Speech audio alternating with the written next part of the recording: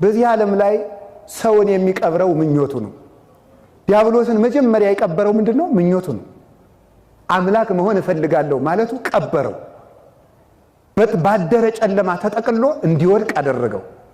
ምኞት ዲያብሎስን በጥልቅ መቃብር ቀበረው። ዲያብሎስ ሲኦል ወይም እንጦሮጦስ መውረዱ አይደለም ተቀበረው የሚባለው። አንድ ሰው ተቀበረ የሚባለው በተቆፈረ 3 ክንድ ከስንዝር ጉድጓዱ ሲቀበር አይደለም፣ ወይም ሲኦል ውስጥ ሲገባ አይደለም። ሰው ተቀበረ የሚባለው ከእግዚአብሔር ምሕረት ውጭ ሲሆን ነው። ከእግዚአብሔር ምሕረት ውጭ የሆነለት ያ ሰው ተቀበረ ተብሎ ይነገራል። ምን መሰላችሁ? ሰይጣን አሁን ይገርማችኋል፣ በሽታው አንዱ በሽታው ሲኦል ገብቶ እሳት መቃጠሉ ሳይሆን አንደኛ ምሕረት አይሰማም። ምሕረት አያደርግም። እሱ ብቻ አይደለም፣ ምሕረት አይፈልግም። የሚገርመኝ እኔ ይሄ ነው። ሰይጣን እግዚአብሔር ልማረህ ቢለው እንኳን ምሕረት እንዳይፈልግ ሆኗል። አንድ ሰው ዲያብሎስ መሆኑን የምታውቁት ጥያቄ ልጠይቃችሁ የእግዚአብሔር ሰዎች፣ ሰይጣን ቤተ እግዚአብሔር ይገባል አይገባም? ይገባል አይገባም? ይገባል። አይታችሁታል? ሰይጣን ቤተ እግዚአብሔር ይገባል አይገባም? ይገባል አይገባም? እሺ፣ በጣም አንድ ነገር ተቀብላችሁ ከኔ በሉ፣ ሰይጣን በሉ። ምሕረት አያደርግም፣ ምሕረት አይሰማም፣ ምሕረት አይፈልግም። በጣም ጥሩ። ምሕረት የማያደርግ፣ ምሕረት የማይሰማ፣ ምሕረት የማይፈልግ እሱ ምን ይባላል? ምን ይባላል? መልሱላችሁም። ሰይጣን ይባላል። ዛሬ እውነትም ምሕረት የማይፈልጉ፣ ምሕረት የማያደርጉ፣ ምሕረት የማይሰሙ ሰዎች ዲያብሎሶች ናቸው። እና ሰይጣን ቤተ እግዚአብሔር ይገባል ስትባሉ ያንን ሳይሆን ምሕረት ካልፈለጋችሁ ሰይጣኖች ናችሁ ማለት ነው። እንዳትቀየሙ። ምሕረት የማትፈልጉ ከሆነ ንስሐ አንድ ጊዜ ንስሐ መግባት የማይፈልግ ልብ ካላችሁ እናንተ ዲያብሎስ ናችኋል ማለት ነው። መውደቃችሁን በዚህ ወቁት። ብዙ በመስበካችን፣ ብዙ በመዘመራችን፣ ብዙ በማስቀደሳችን፣ ብዙ በገዳማትን በመዛወራችን የምንጸድቅ መስሏችን ከሆነ ተሳስተናል። መጀመሪያ ልንጸድቅ የምንችለው ምሕረተ እግዚአብሔርን በመፈለግ ነው።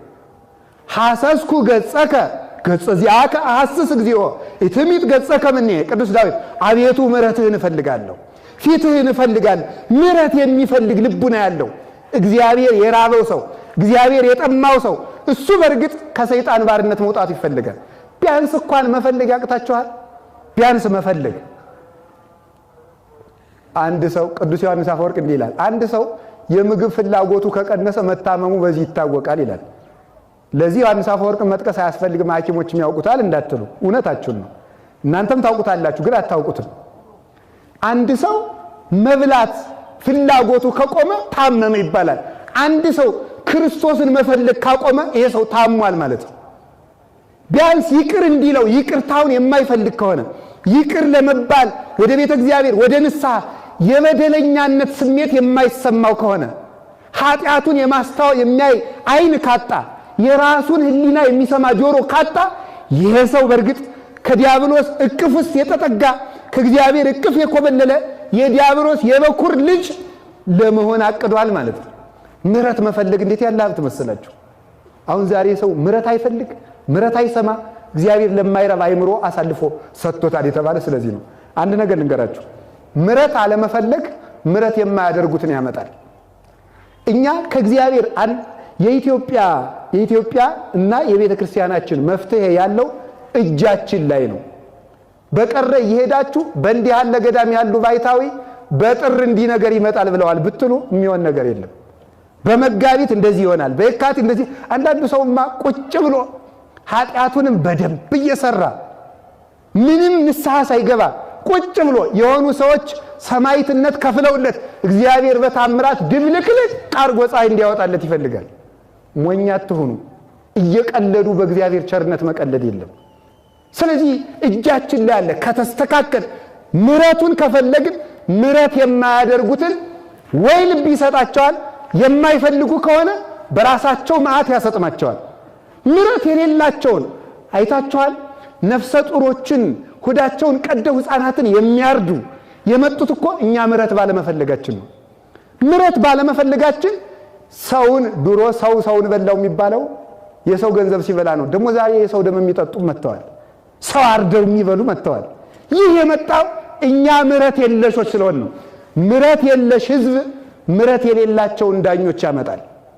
ምሕረት የለሽ ሕዝብ፣ ምሕረት የማይፈልግ የማይተዛዘን ጨካኝ ሕዝብ ጨካኝ ዳኛ፣ ጨካኝ አረመኔ ይጥልበታል።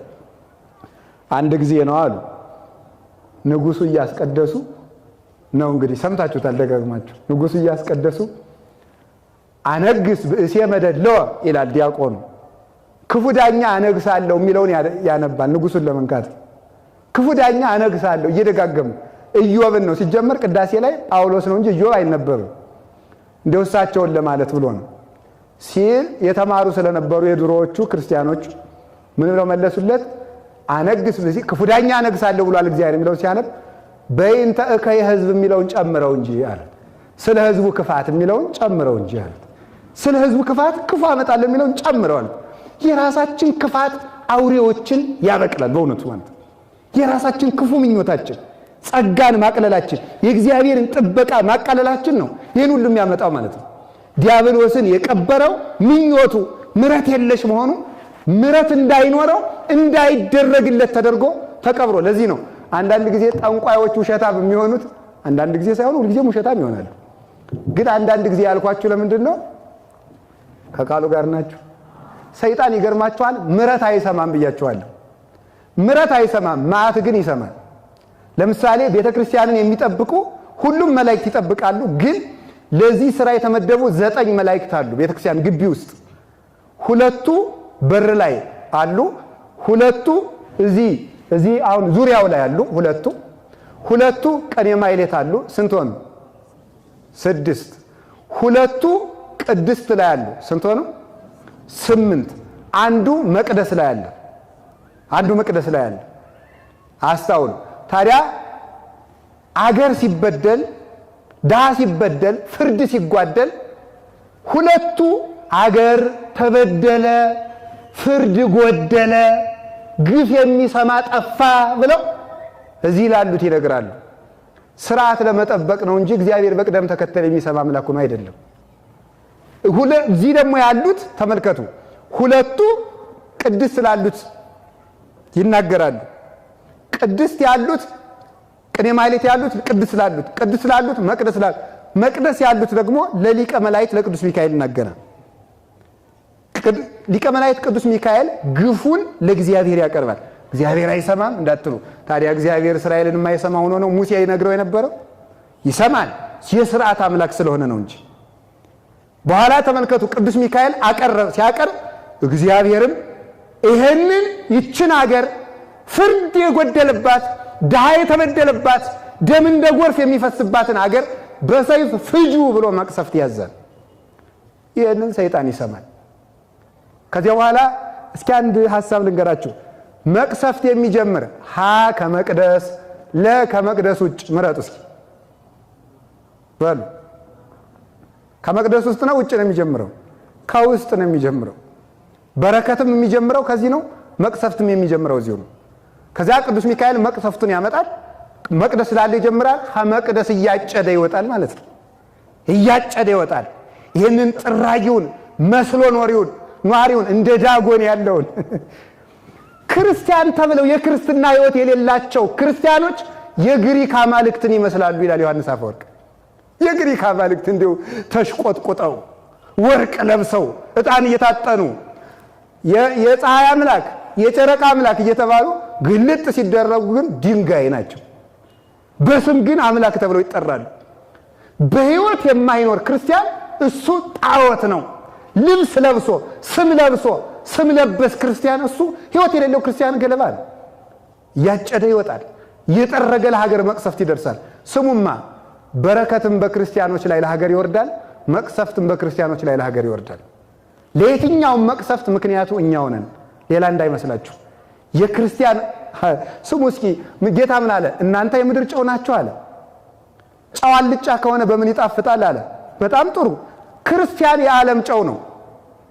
ክርስቲያን የዓለም ጨው ከሆነ ክርስቲያን አልጫ ከሆነ ዓለም በምን ይጣፍጣል? አልጫዎቹ እኛው ነን። ጨው ሆነን ነበር፣ አልጫውን መጣፈጣችን ቀረ፣ ማቃጠሉ ቀረ። ጨው እኮ ከእሳትም ከውሃም ነው የተፈጠረ። ስጋን ከመፍረስ ከመበስበስ ይጠብቀዋል ይላሉ ሊቃውንት ሲተረጉሙት። ጨው በእሳትነቱ ትሎችን እያጠፋ በውሃነቱ እያነጻ ስጋ ትል እንዳያፈራ የሚጠብቀው ጨው ነው። ከመፍረስ ከመበስበስ የሚጠብቀን በንስሐ የሚያጥበን በእሳታዊ ስጋውና ደግሞ የሚያነጻን እውነተኛው ጨው ኢየሱስ ክርስቶስ ነው። ይህ ጨው ያለበት አካል ደግሞ የክርስቲያኖች ሰውነት ነው። እኛው አልጫ ስለሆን ቤተ መንግስትም በሉት ቤተ ክህነትም በሉት ትምህርትም በሉት ጤናም በሉት ፍልስፍናም በሉት ሳይንስም በሉት ክርስቲያኖች ካላጣፈጡት ሊጣፍጥ አይችልም። የሚጣፍጠው በእኛው ነው። እኛው ከመረርን ዓለምማ መራራ ናት። መራራና መራራ ተገናኝተው ጣፋጭ ሊፈጥሩ አይቻላቸውም። እኛም ከመረርን ዓለምም ከመረረች ማንን አጣፋጭ ይሆናል? ዓለምን የሚያጣፍጠው ክርስቲያን ብቻ ነው። ድሮስ ሰይጣን መልአክ እንዲሆን ትፈልጋላችሁ እንጂ አይሆንም። መልአክ እንጂ መልአኩ ነው የሚቀጥለው። ክርስቲያን ካልሆነለት ድሮስ ማን ሰላም እንዲሰጠን ትፈልጋላችሁ? እኛው የተውነውን ህይወት ማን መጥቶ እንዲያቃናልን ትፈልጋላችሁ? ከቃሉ ጋር ናችሁ? አዲያ ሰይጣን ምረት ስለማይሰማ ይገርማችኋል። ስለማይሰማ ይሄን ዓለም ቅሰፉ ሲባል ይሰማል። እገሌን በዚህ እድሜው ቅሰፉ ሲባል ይሰማል። ማት ይሰማል፣ ምረት አይሰማም። ከዛ እነ ቅዱስ ሩፋኤል እነ ቅዱስ ኡራኤል እነ ቅዱስ ገብርኤል ሚካኤል ይገቡና መሐሮሙ እግዚኦ ወተሳሃሎሙ አቤቱ ይቅር በላቸው ብለው ይለምናሉ። ይሄንን አይሰማም ሰይጣን። ወይም ጠንቋዩ በዚህ ዓመት ትሞታለህ ይላል፣ በ30 ዓመት ትሞታለህ ብሎ ይናገራል። ማቱን ሰምቶ ነው። ኋላ መላእክት የዘንድሮን ተዋት ብለው ይለምኑና በቃ 20 ዓመት ይጨመርለት ሲል እግዚአብሔር ሰይጣን አይሰማም። ምክንያቱም ምረት ስለማይሰማ እዚያ በኋላ ጠንቋዩ ወሬ እንዳናፈሰ ይቀራል ማለት ነው። ማት እንዳወሩ የሚቀሩ ለዚህ ነው። ብዙ ጊዜ ይመስላችኋል እንጂ በዚህ ዘመን የበቁ የሚመስሉን እንደ ባይታውያንም የሚመስሉ እንደ አዋቂም የሚመስሉ ጠንቋዮች በእምነት ድርጅት የሚነግዱ እንደዚህ አይነት ሰዎች እንዲህ ታረጋለህ አይደል እንዲህ ታረጋለህ ሲል በስመ አብ የምድር እግዚአብሔር እንላለን እንጂ ሰይጣን ማት ያውቃል፣ ምረት አያውቅም። መፍትሄ አይነግሩም፣ ችግር ግን ይዘረዝራሉ። መዝኗቸው አሁን ያሉትን በሙሉ እንዲህ ብል ይርባሃል፣ ጠብጠብ ይልሃል፣ ሰው ጋር ትጣላለህ፣ ያንጫንጫል እኮ ምን ላድርግ ስንል የለም እንደዚህ ያደርጋል ብቻ ነው። ማት የሚያወሩ መፍትሄ የሌላቸው ዲያብሎሶች ናቸው። ዲያብሎስ እንዲህ ምረት የለሽ ብሎ ተቀብሮ እንዲቀር ያደረገው ምኞቱ ነው። እኛንም 5000 ዘመን ቀብሮን የኖረ ምኞት ነው። እግዚአብሔር መልኩን ሰጥቶ ቢፈጥረን የለም እግዚአብሔር እንሆናለን ብለን ብንመኝ የገነትን እጽዋት በሙሉ ሰጥቶን አንድ እንጨት ቢከለክለን የተሰጠን በስቶ የነሳን ቢያንስ የበዛውን ትተን ያነሰ በመመኘታችን ያ ምኞት 5000 ዘመን በመቃብርም በሲኦልም ቀብሮን ኖረ። የቀበረን ምንድነው ካላችሁ ምኞት ነው፣ ክብርን መፈለግ ነው። ስግብግብነት ቀብሮን ኖረ። ያልተሰጠንን መፈለግ እግዚአብሔር ብዙ ሰጥቶን አንድ ስለነሳን ብቻ በየጠንቋዮቹ የሚዞር በጣም ብዙ ሰው አለ። ስንት አርጎልን ስጋውን የሰጠን መድኃኔዓለም ጨጓራ በሽታ ያድነንም ተብሎ ተጠንቋይ ቤት ይከዳል። አንዳንድ ማለት እንቅጩን ብነግራችሁ አይሻልም? በጣም ስለሚያመኝ እኔ ማርያምንም ወዳታለሁ ክርስቶስም ወዳለሁ፣ ግን ከፓስተሮች ተፈውሼ በመጣም ችግር አለ የሚል ሰውም ስላለ ማለት ነው። እንቅጩን ለመናገር አሁን ለስጋው ያልሳሳ መድኃኔዓለም ለጤና ይሳሳል? ለደሙ ያልሳሳ እግዚአብሔር ደግሞስ ክርስቶስ ለኛ ሲል ተቸንክሮ እኛ ራስ ፍልጠት ላንችልለት ነው? ለሱ የምናሳየው ፍቅር ይሄ ነው? ይሄን ነው የምኞታችን መቃብር የበዛውን ማየት የሚችል አይን አተናል። በእውነቱ እንዴት ያለ ጸጋ ያለን እኮ መስላችሁ እማምላክን እንደኛ ያለ ባለሀብት እኮና ባለጸጋ እኮ የለም። ማርያምን ያህል እናት ሰጥቶን ጸጋ የመላባት የማይደክሙ ጠባቂዎችን መላእክትን ሰጥቶን ምን ጎሎብን? አይመሽባቸው ፈጣኖች፣ አይደክሙ ኃያላን፣ አይሞቱ አይታመሙ ሕያዋን፣ ተራራና ገደል ወንዝና ሸለቆ አይጋርዳቸው ረቂቃን፣ ፈጣኖች እንደ እሳት እኛን መብላት ከመጀመሩ በፊት ከእሳት ቀድመው የሚገኙ ኃያላንን የሰጠን ነገስታት እኮ ባለስልጣኖች እኮ በሚሞቱና በሚክዱ ወታደሮች ነው የሚታጀቡት። እግዚአብሔር ይመስገን እኛ የምንጠበቅ ግን ዘላለም በማይርቁ በማያንቀላፉ ትጉሃን መላእክት ነው። ሁላችንም ስንወጣ ስንገባ ለዚህ ነው መጽሐፍ ብቻዬን ነኝ ብለህ ከቤትህ ራቁትህን አትተኛ፣ ሰው ባያይህ ጠባቂ መልአክህ አይለይህምና ይላል። የማይለዩ ረቂቃን መላእክት አዛኞች የማይጸየፉ ተሰጥቶናል። ይህንን ሰጥቶን ከምግብ መርጦ ስጋውን ሰጥቶን፣ ከመጠጥ በላይ ደሙን ሰጥቶን፣ ከልብስ መርጦ ራሱን አልብሶን፣ ከሀገር መርጦ መንግሥተ ሰማያትን ሰጥቶን፣ ከሰይፍ መርጦ መስቀሉን ሰጥቶን፣ ከጫማ ይልቅ ወንጌልን አጫምቶን፣ እንዲህ ያለን ባለጸጎች በመሆን ሆነን ሳለን ትልቁን ሰላም ሰጥቶን ጥቂት ሰላም ፍለጋ ሁላችሁም መዝሙር ያልሰጣችሁን ሰላም ዘፈን ሊሰጣችሁ በየኢንተርኔቱ ስትርመሰመሱ የምትሉ ትኖራላችሁ፣ እንኖራለን። ከድራማ እንዲሁ እኮ አይድረስ የራሳችሁ ህይወት ድራማ ሆኖ ድራማ ስታሻትቱ ትውላላችሁ። ሰው እኮ ራሱ ድራማ ነው። እኔ የኔ ንግግር አይደለም፣ ብዙ ሊቃውን ተናግረዋል። የድራማን ህይወት ማለት ድራማ ማለት ንጉሥ ሆኖ መድረክ ላይ ይሰራል፣ ሲወርዳ ግን ያው ጋሽ ዘለቀ ከሆነ ጋሽ ዘለቀ ነው ሲወርድ። ለ40 ደቂቃ ግን ንጉሥ ነበር። ይሄ ማለት መሰላችሁ በመድረክና በአደባባይ ክርስቲያን መስሎ የሚታይ በአፋ ግን ከቤተ ክርስቲያን መልአክ ከውጭ ሰይጣን የሚሆን ሰው ነው። እንዲህ ያለ ሰው ህይወቱ ድራማ ነው። በዚህ በእግዚአብሔር ቤት ያላገኘነውን ሰላም የትም አናገኘው። ርካሽ ነገር ፍለጋ ህሊና ሰማያዊ አጣን። ከፍ ማለት አቃተን። አሻግሮ ማየት አቅቶና እስኪ ወደ ላይ ቀና ብለን እኮ የተፈጠርነው እኮ የሰማይ ሐሉ ዘበላይሉ ያለ ቅዱስ ጳውሎስ ተመልከቱ። ሐሊው ዘበላይሉ ያለው የላይኛውን አስቡ እንጂ ብሎ የተናገረው ለምንድን ነው? እባብ አትሁኑ። እባብ በልቡ ይሄዳል፣ መሬት ለመሬት ይሄዳል። እናንተ ግን እንደ ባለ ክንፍ እስከ የት እንብረር ካላችሁኝ ይላል። ተመልከቱ። እስከ አማ አሎ ተመልከቱ። እስከ ሀበ ሀሎ ወልደ እጓለ እመሕያው ይነብር በየማነ አቡሁ። እስከ የት ድረስ ልብረር ካልከኝ የሰው ልጅ ኢየሱስ ክርስቶስ በአባቱ ቀኝ እስከተቀመጠበት መንበር ከፍ ብለህ እንድታስብ የተሰጠ ንዑድ ክቡር ፍጥረት መሆን እንደምን ተረሳለህ ብሎ ይነገራል። ያ ምኞታችን ቀበረን። ሰው መሆን እኮ ትልቅ ጸጋ ነበር። እስኪ ሰው በሉ፣ ሰው በሉ። ሰው በራሱ እኮ ሰውነት እኮ ራሱ አምላክነት ነው። ሰውነት ራሱ አምላክነት ነው። ሰው መሆን ሰው እኮ የእግዚአብሔር መልክ ነው። እስኪ አንድ ጊዜ ሁላችሁ እኔ የእግዚአብሔር መልክ ነኝ በሉ። ናችሁ? ግሩም። የእግዚአብሔር መልክ ነኝ ብላችኋል። ያ ማለት ምንም ነውር የለብኝም ማለት ነው። ስንፈጠር ነበርን፣ እውነታችሁን ነው። ኋላ ግን ተለውጠናል። የተሰጠንን አሁን እግዚአብሔር ያሳያችሁ። ክርስቶስ ያመልክታችሁ። ከልብሱ ቀዶ የሚያለብስ ቸር ሊገኝ ይችላል። ከእንጀራው ቆርሶ የሚያጎርስ ቸር ሊገኝ ይችላል። መልኩን የሚሰጥ ግን ማን ይገኛል? እግዚአብሔር ብቻ ተገኘ። እግዚአብሔር ብቻ መልኩን ሰጠ።